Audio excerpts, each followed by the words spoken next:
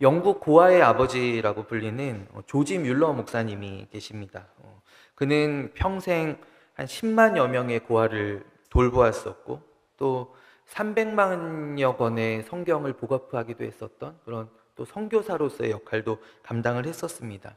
근데 이 조지 뮬러 목사님은 특별히 우리에게는 어떤 목사님으로 잘 알려져 있냐면 5만 번의 기도 응답을 받은 사람으로 우리에게 잘 알려져 있습니다. 특별히 우리 한국교회에도 이 조지 뮬러 목사님의 이야기가 많이 소개가 된 것으로 제가 알고 있어요. 5만 번의 평생 동안 5만 번의 기도 응답을 받았다. 바꾸어 말하면 그는 평생 동안 5만 번이나 기도했다라는 것 아니겠어요? 5만 번이나 기도하였는데 이 조지 뮬러 목사님이 93세를 일기로 이제 하나님의 부르심을 받았습니다. 그러면 이 5만 번이라고 하면 단순 계산으로 그가 매일 평균적으로 1.5회 정도의 기도 응답을 받았다라는 거예요. 물론 아주 어릴 때는 그런 막 기도하지 못하였을 테니까요. 예. 이 평균은 더 늘어날 수도 있겠죠. 그는 또 나중에 사실 그가 불신자였고 굉장히 방탕한 사람이었는데 청년 때 그가 예수님을 영접하게 되고 이제 하나님을 알게 되었기 때문에 아마 그의 평생으로 따지면은 거의 평균 잡아서 하루에 2번 이상 정도의 기도 응답을 받았던 것으로 생각이 됩니다. 아주 큰 기도 제목뿐만 아니라 그는 이제 늘 기록을 하는 기도 노트가 있었는데요. 그의 기도 노트에는 매우 사소한 것까지도 이렇게 하나하나 하나님께서 들어주시고 응답해 주시는 그가 기도한 것들 그리고 그 옆에 하나님께서 들어주신 것들을 이렇게 체크하면서 그가 기록하고 또 기억하고 감사하는 습관을 가지고 있었다라고 해요. 그가 평생 동안 이제 붙들고 기도하였던 그 말씀이 바로 내 입을 크게 열라 그리하면 내가 채우리라라고 하는 바로 시편의 말씀을 붙잡고 그는 평생 동안 기도하면서 사람의 도움을 구하지 않고 하나님의 손을 의지하고 하나님의 도움을 붙잡았었던 바로 그러한 믿음의 사람이었습니다. 저는 이번 주 중에 제가 오늘 본문의 말씀으로 새벽 기도 말씀을 나누었었어요. 제가 말씀을 이제 묵상하면서 이렇게 준비를 하다가 든 생각이 제가 문득 이런 생각이 들었는데요. 제가 아주 어릴 때 제가 유치부 전도사님을 통해서 기도를 어떻게 하는지를 배웠었던 그 기억이 불현듯 났어요. 그때 전도사님이 이제 저한테 어떻게 가르쳐 주셨었냐면은 기도할 때 4가지가 들어가야 된다는 거예요. 그래서 먼저는 하나님을 찬양하고 하나님을 높이고 그다음에 하나님께서 주신 은혜에 감사하고 그러니까 찬양이 들어가고 그리고 감사가 들어가고 그리고 회개가 반드시 들어가야 한다는 것이죠. 그래서 하나님 제가 이런 죄들을 지었습니다. 이런 잘못했습니다. 하나님 용서해 주세요. 하는 회개와 그리고 마지막으로 우리가 구하는 바 우리의 기도 제목들 간구가 들어가야 한다는 거예요. 그래서 이 4가지 바로 찬양과 감사와 회개와 간구 이 4가지를 제가 아주 어릴 때 교회 학교에서 배웠었는데 지금까지도 제가 이렇게 기도를 하고 있습니다. 제가 이렇게 갖추어서 기도할 때에는 늘 이 4가지 순서가 좀 바뀔 때는 있지만은 그러나 이 4가지 요소들을 가지고 하나님 앞에 기도를 합니다. 근데 제가 가만히 생각을 해보니 제가 유치원에서 배웠어요. 유치부에서 배웠어요. 유치부에서 배우고 그 이후로 지금까지 누구도 저에게 이것을 가르쳐 준 사람이 없는 거예요. 그러니까 제가 유치원 때 안 배웠으면 큰일 날 뻔했어요. 제가 유치부 때 안 배웠으면 큰일 날 뻔했어요. 근데 제가 보니까 유치부 때 배웠던 그 전도사님께서 알려주신 기도하는 법을 가지고 지금까지 기도하고 있더라고요. 그러면서 제가 가만히 드는 생각이 나도 혹시 우리 성도님들 가운데 우리 교회는 또 작년에 또 세례 받으신 초신자분들도 계시고 교회 생활이 길지 않으신 분들도 계신데 우리 성도님들도 혹시 내가 가르쳐줘야 되는 거 아니? 내가 가르쳐야 하는 것이 아닐까? 내가 다른 어떤 엉뚱하진 않지만 그러나 다른 내가 중요하다고 생각되는 설교들보다도 진짜 내가 어릴 때 배웠었던 그런 정말 기도를 어떻게 해야 되는지, 말씀을 어떻게 읽어야 되는지 이런 것부터 하나하나 내가 다시 한번 강단에서 말씀을 전해야 되겠다라고 하는 그런 생각이 이제 불현듯이 일었어요. 그래서 오늘 우리가 함께 말씀을 나누는 가운데 또 저에게도 또 말씀을 듣는 여러분들에게도 이 기도에 대한 어떤 막막함들이 또 기도해도 잘 안 된다라고 하는 그런 어떤 불평과 또 그런 마음들이 조금이라도 해소되기를 오늘 말씀을 나누는 가운데 그러한 하나님의 또 위로와 또 만지시는 은혜가 임하기를 간절히 원합니다. 하나님께서는요, 기도하면 들어주십니다. 기도하면 반드시 하나님께서 들으십니다. 그리고 이 사실이 하나님께서 들으신다라고 하는 바로 이 사실이 우리가 기도해야 하는 이유입니다. 다른 이유가 없습니다. 하나님께서 들으신다는 것, 그 하나가 우리가 늘 하나님 앞에 나와서 나의 어떤 문제들을 아뢰고 또 나의 마음 상태들을 또 아뢰고 하나님 이런 어려움들이 있습니다. 하나님 제가 지금 이렇게 미워하는 마음이 가득 차 있습니다. 불평, 불만이 가득 차 있어요. 하나님 내가 막막합니다. 어떻게 해야 될지를 모르겠습니다. 근데 이 모든 것들을 하나님 앞에 내려놓아야 하는 이유가 무엇이냐면 하나님께서는 그것을 하나도 땅에 떨어뜨리지 않으시고 다 들으신다라는 사실이에요. 들으신다. 저는 제가 군에 있을 때 제가 7월 군번인데 제가 이제 자대 배치를 받은 이제 제가 2년 동안 군 생활할 부대에 이제 배치를 받은 후에 한 일주일이 지나고 제 동기 하나가 들어왔어요. 동기 하나가 저하고는 반대되는 친구였어요. 키도 엄청 정말 멀대같이 크고 또 저희 울산에 사는 친구였는데 그 동기가 이제 일주일 차이를 두고 이제 들어와가지고 정말 사실 힘들었거든요. 정말 힘든 군생활 가운데 이렇게 많이 이렇게 좀 의지가 되는 그런 친구였었어요. 근데 이 군대에서 사실 이런 일이 흔치가 않은데요. 자대 생활을 한 반년 정도 했는데 일병이 이제 막 되었을 그 무렵에 이 동기가요 갑자기 사단 헌병대로 전출을 가게 된 거예요. 그러니까 사단 헌병대에 이제 결혼이 생겼는데 그리고 이제 신병을 기다려도 이제 안 오니까 이제 각 부대에 이제 공지를 해갖고 한 명을 이제 차출하게 됐는데 얘가 이제 키가 크니까 얘를 뽑아가게 된 거예요. 그래서 그때 제가 정말 그 경험했던 그 막막함이라고 하는 것이 정말 이루 말할 수가 없었어요. 생각해 보면은 얘가 이제 당시에 그 부대에서 제 말을 들어주는 거의 유일한 사람이었거든요. 그러니까 같이 이제 그 전투화 닦으면서 있잖아요. 둘이 전투화 닦으러 나와가지고 이렇게 구두 닦으면서 이렇게 막 고참들 뒷담화도 하고 막 도저히 못 살겠다 막 누구를 죽여버리고 싶다 막 이러면서 막 그렇게 이제 이야기할 수 있는 유일한 사람이 얘였거든요. 유일한 사람이었어요.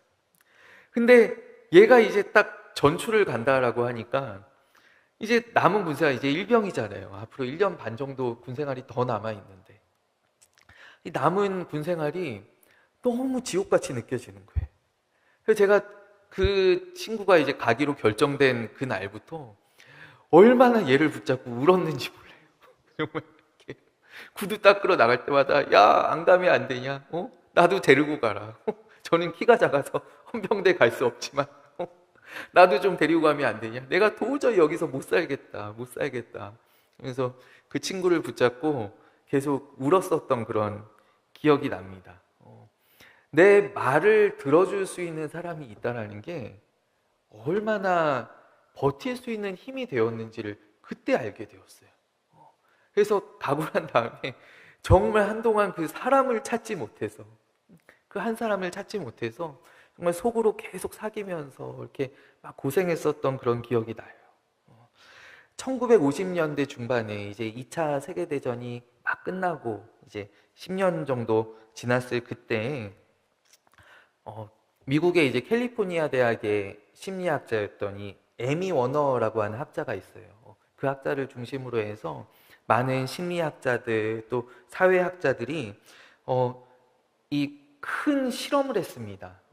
인류학적인 실험을 했는데 그게 어떤 실험이냐면 하와이 군도에 아주 작은 섬 중에 카우카이라고 하는 섬이 있었어요. 카우카이라고 하는 이 섬이 그 당시에는요, 이 섬이 어떤 하와이는 또 일본이 폭격했던 그런 섬이었잖아요. 그러니까 전쟁 후유증과 또 거기 막 뿌리내리고 있는 어떤 마약과 또 빈곤과 막 범죄들로 인하여서 정말 이 미국 전역에서도 어떻게 보면 가장 열악한 환경, 가장 불우한 환경 가운데 있을 법한 바로 그런 섬이에요. 또 이 섬의 특징이 뭐냐면 이렇게 유입되는 사람이나 유출되는 사람이 없어요. 그러니까 굉장히 이제 태평양 가운데 있으니까 폐쇄적인 섬이었고, 그래서 이 섬을 딱 찍어가지고 뭔가 이렇게 추적을 하기에, 관찰을 하기에 굉장히 좋았던 거예요. 그래서 이제 이 사람들이, 이 학자들이 무슨 실험을 했냐면 1955년 요 한 해 동안 1월부터 12월까지 태어난 모든 신생아들을 추적하기 시작합니다. 그 해에 한 855명의 신생아가 태어났어요. 이 섬에서 태어난 모든 아기들의 삶을 추적한 거예요. 한 40년 동안. 그들이 40살이 될 때까지 이 아이들이 어떻게 자라는지, 뭐 누구를 만나는지, 어떤 사람들이 되어가는지. 그래서 그 이제 긴 실험을 이제 시작한 거예요. 근데 그 가운데서도 아주 중증인 그 아기들, 그러니까 중증이라는 건 뭐냐면 굉장히 열악하고 그 가운데에서도 불우한 환경 가운데 있는 그 아이들이 201명의 아이들이 있었어요. 이 201명의 아이들을 더욱더 집중적으로 이제 관찰하기 시작한 거예요. 그러면서 이제 이 실험은요, 그냥 하는 게 아니라요. 실험은 어떤 결론을 이제 우리가 예상을 하고 그 결론을 도출하기 위해서 이제 실험을 합니다. 그래서 이 사람들이 이 실험에 들어간 목적이 무엇이었냐면 한마디로 이야기하면 콩 심은 데 콩 나고 팥 심은 데 팥 난다라는 거예요. 그러니까 행복한 가정에서 태어난 아이들은 또 좋은 사람이 되고 또 행복한 가정을 이루고, 그러나 어려운 환경 또 어려운 가정에서 태어난 아이들은 그의 삶이 굉장히 불행할 수밖에 없다라는 것이 이들이 이제 도출하려고 했었던 결론이었어요. 그리고 이 800여 명의 아이들, 또 그 가운데서 특별히 이 200여 명의 아이들을 추적하는데, 이제 관찰하는데, 근데 40여 년이 지나서 이제 결국 이 에미 워너라는 이 박사가 실험 중단을 선언합니다. 왜냐하면 자기가 예상한 대로 결과가 도출되지 않았기 때문이에요. 그것은 무슨 뜻이냐면 이 특별히 그 중점 관찰 대상이었던 이 200명은 정말로 소망이 없는 아이들이었어요. 막 부모님들이 다 마약 중독자이거나 아니면은 사생아로 태어났거나 정말 가난하고 무언가 그 섬에서 정말 신락 같은 희망도 보이지 않는 그 아이들 200명을 특별히 떼어놓고 관찰했는데, 근데 놀랄 만한 결과가 그 정말 최악의 환경 가운데서 자라는 아이들 가운데 3분의 1 정도가 72명의 아이들이 아주 잘 자라났다라는 거예요. 그 가운데서는 뭐 캘리포니아 하원 의원도 나왔고요. 대학의 교수들도 나왔고요. 여러 가지 저명한 사업가들도 나왔고요. 학자들도 나왔고요. 너무나 자기들이 예상한 바, 생각한 대로 이 실험의 결과가 흘러가지 않았다라는 거예요. 그래서 40년이 지나고 이 사람들이 그 실험을 폐기하면서 낸 결론이 무엇이었냐면, 사람이 어떠한 사람이 되는가는 환경만으로 속단할 수 없다라는 게 결국 나중에 나온 결론이었어요. 환경만으로 그 사람이 어떻게 되리라고 속단하는 것은 위험하다라는 것이죠. 그러면서 이 72명이 어떻게 이렇게 되었는가? 도무지 이 사람 학력도, 아니 배울 수 있는 기회도 사실 얻을 수 없는 너무나 어려운 아이들이었는데, 이 아이들이 어떻게 그렇게 잘 자라나게 되었는가, 온전한 가정을 이루게 되었는가 하고 보았더니 이 72명의 아이들에게 공통점이 딱 한 가지 있었다는 거예요. 그 공통점이 무엇이냐 하면 그 아이를 돌봐주는 어떤 가족이나 지인들 가운데 무조건적으로 이 아이를 믿어주고 또 편이 되어주고 이 아이에게 무조건적으로 사랑을 베풀어주는 사람이 적어도 한 명 있었다라는 것이죠. 그들의 부모님이든 아니면 조부모님이든 아니면 학교 선생님이든 이웃에 있는 어떤 아저씨든 아니면 친구든 간에 적어도 한 사람이 반드시 있었다라는 거예요. 그래서 그 사람이 이 아이를 계속 믿어주고 격려해주고 사랑해 주었을 때 이 아이가 그 태어난 환경을 극복하고 그 학자들의 예상을 뒤엎는 그런 사람이 될 수 있었다라는 것이죠. 여러분, 그렇다라고 한다면 여러분, 우리 모든 그리스도인들에게는 사실 세상 모든 사람들이 다 등 돌린다라고 하여도 우리에게는 바로 예수님이 그 한 분, 그 한 사람이 될 수 있다라는 거예요. 우리 주변에 아무도 없어도 어떤 한 사람이 정말 없다라고 하여도 우리에게는 예수님이 그 한 분이 될 수 있다라는 것이죠. 여러분, 범죄한 여인이 사람들 앞에 끌려 나와서 모든 사람이 다 돌을 들어서 그 여인을 치려고 할 때 여러분, 그 편이 되어 주셨던 그 단 한 분 있잖아요. 단 한 분. 그 여인의 손을 잡아주셨던 그 한 분. 여러분, 그렇기 때문에 이 기도라는 것은 무엇이냐면 기도는 바로 나의 삶 가운데 나를 믿어주시고 나를 조건 없이 사랑해 주시고 나를 위하여 모든 것을 다 쏟으시고 다 바치신 그 한 분의 손을 붙잡는 것이 바로 기도다라는 거예요. 내가 기도할 때 그 한 분의 손을 붙잡을 수 있는 것이고 내가 기도할 때 그 한 분이 나를 찾아와 주시고 나에게 힘 주시고 나를 일으키시고 나를 응원해 주시고 나를 살려주신다라는 것입니다. 여러분, 우리 하나님의 손을 붙잡는, 우리를 위하여 이 땅에 오신 예수 그리스도의 손을 붙잡는 그런 저와 여러분들이 기도의 줄을 굳게 붙잡는 우리 모두가 되기를 간절히 원합니다. 여러분, 또한 우리가 한 가지 믿어야 할 사실은 기도하면 하나님께서 반드시 들어주신다라는 사실이, 기도하면 하나님께서 반드시 들어주십니다. 오늘 우리가 함께 읽은 본문의 말씀은 아수르의 큰 군대 20만 명 가까이 되는 그 군대에 에워싸인 예루살렘과 그리고 그곳에 있는 히스기야 왕의 이야기입니다. 이때 우리가 성경은 굉장히 짧은 이야기로 나와 있지만 그러나 아수르의 공격이 수년 동안 지속되어서 그 성에 계속 먹을 것이 떨어지고 예루살렘에 또 물이 떨어져서 지금도 성지에 가면은 히스기야 터널이 있어요.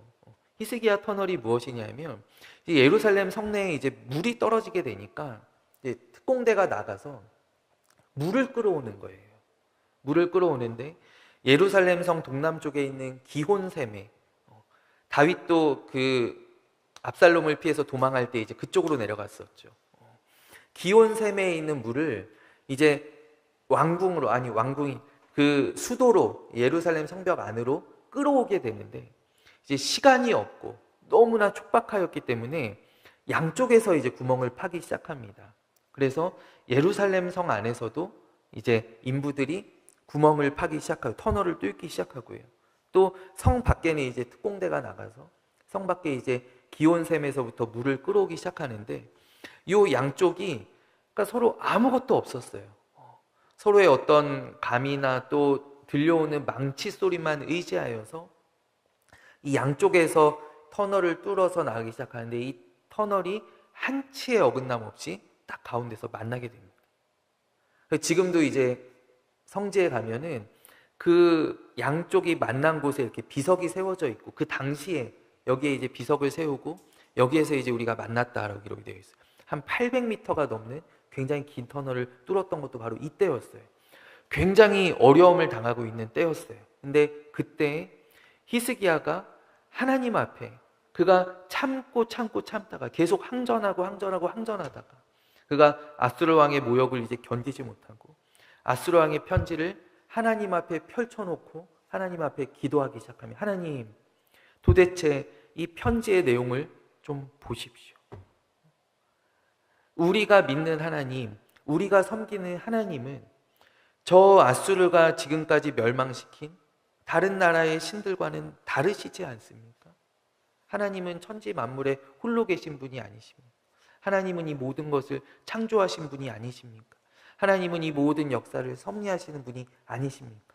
하나님, 일하여 주셔서, 우리를 도와주셔서, 우리가 믿는 하나님이 참 하나님임을 우리 모두가 알게 하여 주십시오 라고 하였을 때, 여호와의 사자가 그 밤에 아수르 군대 가운데 18만 5천 명을 쳤다라고 성경이 기록하고 있습니다.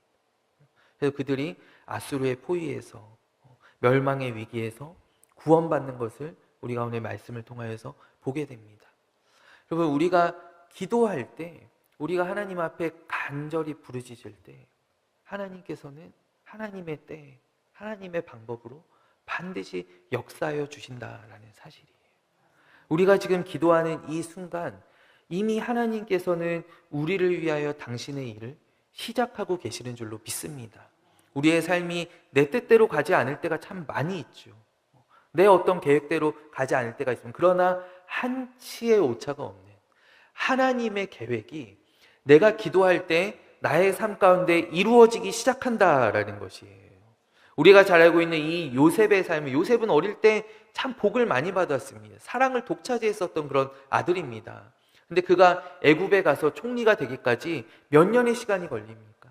그가 거기에서 노예로 일하다가 또 감옥에 갇혀 있는 죄수로 있다가, 그러나 그가 건짐을 받아서 애굽의 모든 것을 관장하는 총리로 높이 들림을 얻기까지, 여기에는 요셉의 어떤 구하는 바, 요셉이 계획했던 바, 요셉이 꾸었던 꿈, 그 형들의 단이 나에게 절을 하고 또 하늘에 또 해달 별이 나에게 절을 하는 그 꿈은 조금도 여지가 없어, 조금도 거기에 이루어질 것 같은 그런 기미가 없었어요. 그런데 하나님의 방법과 하나님의 때 가운데 하나님께서 결국 그 꿈을 이루어 주시잖아요. 그것이 바로 기도하는 사람 요셉의 삶 가운데 나타난 바로 하나님의 역사심이었다라는 것이죠. 몇 년 전에 우리 잘 알고 있는 그 크리스토퍼 놀란 감독이 제작한 덩케르크라고 하는 영화가 있습니다. 이 감독은 우리 잘 알고 있는 그 배트맨 다크나이트 시리즈를 이제 연출을 했었고요. 굉장히 미국에서도 거의 뭐 가장 촉망받는, 또 가장 지금으로서는 이름 있는 감독 가운데 한 사람인데, 덩케르크라고 하는 이 영화는 2차 세계대전 중간에 이제 프랑스의 덩케르크 이 해변에서 탈출하는 이 38만여 명의 군인들의 이야기를 다루고 있어요. 어떤 그 전쟁의 굉장히 그 압박과 그 공포를 굉장히 깊이 다루고 있는데, 이때의 상황이 어떤 상황이었느냐. 독일이 이제 그 불가침 조약을 깨고 이제 막 프랑스 국경으로 막 밀고 들어오죠. 마지노선을 딱 세워놨는데 이 마지노선을 우회해서 벨기에를 경유해가지고 이제 프랑스로 막 들어오기 시작합니다. 그거를 이제 막 혼비백산에서 막으려고 하던 그 프랑스와 또 벨기에와 또 바다를 건너온 이 영국 연합군들이 이 독일의 파상 공세를 막아낼 수가 없는 거예요. 그래서 결국 그들이 몰려서 이 덩케르크라고 하는 이 해안에 40만 명이 바글바글하게 갇혀 있게 되었어요. 이제 독일군이 이제 여기를 이제 공격하기 시작하면 이제 2차 세계대전의 이제 판도가 완전히 독일 쪽으로 기울어지는 것이죠. 연합군은 모든 병력도 다 잃어버리고 이제 다시 회생할 그런 가능성이 없어지는 것입니다. 그때 이 40만 명의 군인들이 정말 이 해안에서 막, 그래서 어떤 군인들은 헤엄쳐서 건너가겠다고 막 바다로 뛰어들기도 하고요. 정말 그 공포가 막 전염되고 있는 그때 저 바다 건너 영국에서 처칠 수상이 전 국민을 향하여서 금식을 선포합니다. 여러분, 지금 우리 군대가, 우리의 자녀들이, 또 저 연합군들이 지금 저 해안에 갇혀서 죽음만을 기다리고 있는데 우리가 도대체 어떻게 할 수 있는 방법이 없습니다. 하나님께 기도합시다. 우리 하나님께 기도합시다. 사실 한 나라의 지도자라고 한다면 굉장히 무책임할 수 있는 그런 연설이었죠. 그러나 처칠이 온 국민하여 또 교회를 향하여서 모든 성직자들을 향해서 호소합니다. 제발 이 금식에 동참해 주십시오. 우리 같이 금식하면서 기도합시다. 그리고 처칠도 웨스트민스터 사원에 딱 여기 성가대석에 앉아서 하루 종일 금식하면서 기도하기 시작합니다. 그때 놀라운 일들이 일어나는데 독일의 탱크가 들어오질 않는 거예요. 이 해안으로. 보니까 그쪽에 비가 너무 많이 와가지고 이 탱크가 다 진펄에 빠져가지고 탱크가 기동을 하지 못하는 겁니다. 그래서 독일 군대가 비행기만 가지고 이 40만 명을 폭격하기 시작하는데 당시에 지금과 같은 그런 항공력이 아니죠. 또 지금과 같은 살상력도 아니고. 그래서 계속 간헐적으로 비행기가 와서 폭격하고 기관총을 쏘는데 그 비행기를 뚫고 9일에 걸쳐서 이 군함과 화물선과 어선들까지 민간인들 100까지 다 동원해서 860척이 38만 5천 명의 군인을 영국 본토로 수송합니다. 그래서 이 사람들이 다 건짐을 받고 그리고 이 영국에서 다시 한번 그 반격을 준비해서 이제 후에 노르망디 상륙작전이 이제 벌어지게 되는 것이죠. 독일군을 패퇴시키는 그 일들이 일어나게 되는 것이죠. 이 일이 어디로부터 말이면 믿지 않는 사람들은 에이 그 기도한다고 그렇게 됐겠어? 라고 합니다. 그러나 우리 믿는 사람들은 우리가 알죠. 우리가 늘 경험하는 일입니다. 우리가 기도했기 때문에 하나님께서 하셨다라는 것이죠. 우리가 기도하면 하나님께서 하십니다. 제가 아주 가벼운 이야기를 하나 해볼까요? 저희 큰애 아민이가 자기 얘기하면 너무 싫어하는데 지금 눈을 감고 있으니까 제가 얘기할게요. 어릴 때 계속 다리가 아프다는 거예요. 계속 다리가 아프대. 이렇게 걷고 오면은 발이 너무 아프다는 거예요. 발이. 그래서 괜찮아 하다가 하루 이틀이죠. 그래서 한번 이제 시간을 잡아서 병원을 데리고 가봤어요. 병원에 데리고 갔는데 병원에서 이제 진단하기를 얘가 다리가 그 양발이 7cm가 차이가 난다라는 거예요. 길이가. 사람이 이제 사람마다 길이가 조금씩 다 다르긴 한데 얘 같은 경우에 이제 차이가 많이 나서 그래서 이제 좀 치료법은 없고 이제 평생을 이제 어떤 키높이 같은 그런 깔창을 이제 사용을 해야 된다는 것이죠. 그래서 제가 이제 얼마예요? 그랬더니 굉장히 비싼 가격을 얘기를 하더라고요. 그러면서 애가 발이 자라면 어떻게 하냐고. 발이 자랄 때마다 바꿔줘야 된다고. 발이 자랄 때마다 돈이 들어가는 거예요. 제가 가난한 전도사가 제가 알겠으면 한번 생각해 볼게요. 그러고 집에 와서 제가 그날 밤부터 아미 다리를 붙잡고 기도를 했습니다. 아미 다리를 붙잡고 다리를 계속 제가 잡아 당겼습니다. 하나님 늘려주십시오. 제가 돈이 어디 있습니까? 아니 돈이 문제가 아니라 하나님 이거 평생 해야 된다는데요. 얘가 이거 어떻게 해요? 하나님 늘려주시고 제가 아미 다리를 계속 당겼어요. 밤마다 당겼어요. 밤마다. 그래서요. 지 아미가 깔창을 하고 있느냐면 깔창을 안 하고 있어요. 다리 길이가 지금 몇 센치 차이 나는지는 잘 모르겠는데 어쨌든 아프지 않고 건강하게 잘 다니고 있습니다. 하나님께서는요, 사실 이런 경험은 제가 말로 다 할 수 없어요. 하나하나 하나님께서 세심하게 안 들어주시는 것 같은데 지나보면 하나님께서 다 들어주신 거예요. 다 좋은 길로 인도해 주시는 거예요. 그러니까 제가 알게 되는 건 무엇이냐면 하나님께서 듣고 계셨다라는 사실이죠. 그 당시에는 안 듣고 계시는 줄 알았어요. 이게 뭔가 안 되는 줄 알았어요. 안 열리는 줄 알았어요. 그러나 돌이켜보면 하나님께서는 다 듣고 계셨다라는 것이죠. 여러분 구약에 보면 우리가 잘 알고 있는 한나의 기도가 있습니다. 한나의 기도가 이 한나의 기도는 사실 한나의 신음소리입니다.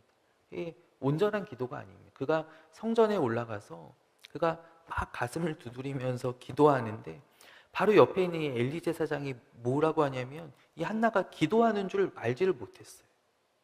너 왜 여기 와서 술 주정하느냐? 빨리 술을 끊어라.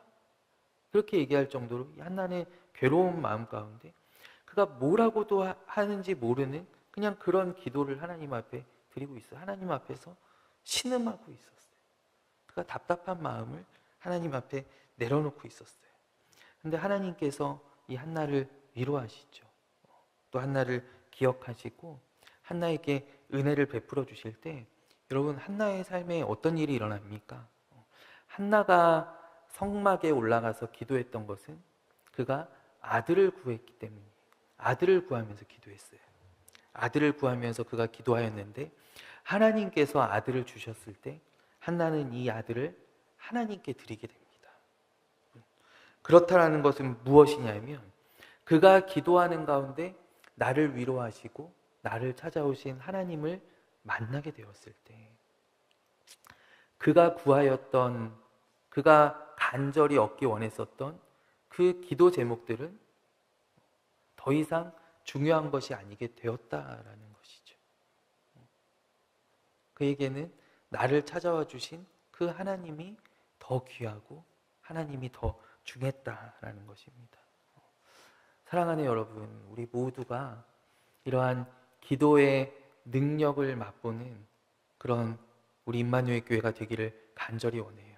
여러분, 그러기 위해서는 기도를 해야 합니다. 기도를 해야 합니다. 내가 알고 있는 것으로 되지 않습니다. 하나님, 기도하면 들으신다는 거 제가 잘 알겠습니다. 여기에서 그치는 것이 아니에요. 내가 기도의 자리로 나아가야 합니다. 여러분, 나에게 문제가 있다라고 한다면, 나에게 풀리지 않는 숙제가 있다라고 한다면, 지금 나의 마음이 너무나 어렵고 또 나의 삶의 자리 가운데 내가 좀처럼 해결할 수 없는 그런 큰 정말 여리고성과 같은 성벽이 나를 가로막고 있다라고 한다면 여러분 나와서 기도하십시오. 기도하십시오. 새벽 예배의 자리에 나아오십시오. 우리 모두의 자리에 나아오십시오.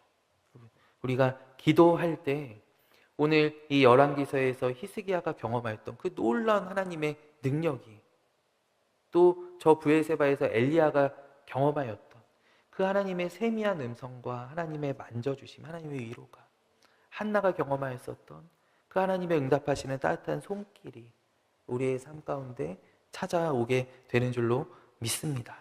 우리 이 시간 함께 기도하겠습니다. 하나님 아버지, 오늘 우리가 기도에 대한 말씀을 듣고 우리 더욱더 기도에 힘쓰는 우리가 되기를 원합니다.